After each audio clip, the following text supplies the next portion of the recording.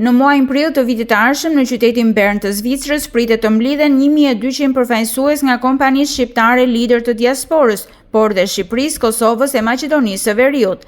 Themeluesit e shoqatës DEF po zhvillojnë gjatë këtyre muajve takime intensive me përfaqësues të bizneseve më të mëdha shqiptare për t'i bërë pjesë të këtij forumi.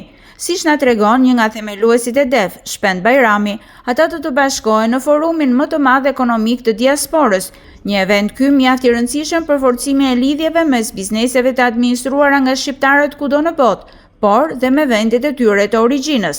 Vetëm në Zvicër ka dikun për mbi 15.000 kompani që udhëhiqen ose janë pronë shqiptarëve.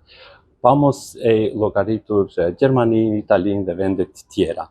Në Zvicër ka shumë shoqata që i lidhin shqiptarët ndërmjet veti, por një urë lidhëse me vendet origjinës për mendimin ton nuk ekzistonte. Për këtë arsye e pam të nevojshme që ka ardhur koha për të bërë një rrjedhim të kompanive të shqiptarëve jashtë trojeve me shtetet A.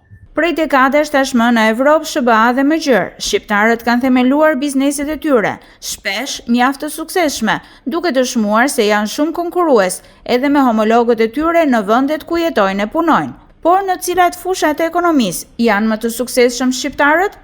Nëse marrim për shembull Zvicrën, me siguri se do të thosha është IT, ndërtimtaria, dhe gastronomia.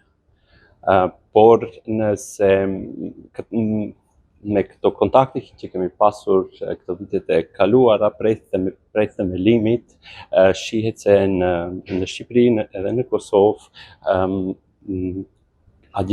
kompanitë për investime të pronave të paluajtshme, domethënë real estate edhe IT janë shumë të zhvilluara. Themeluesit e shoqatës DEF synojnë që eventi që do të mbahet në datat 16-17 prill 2026 në Zvicër të kthehet në një takim të përvitshëm.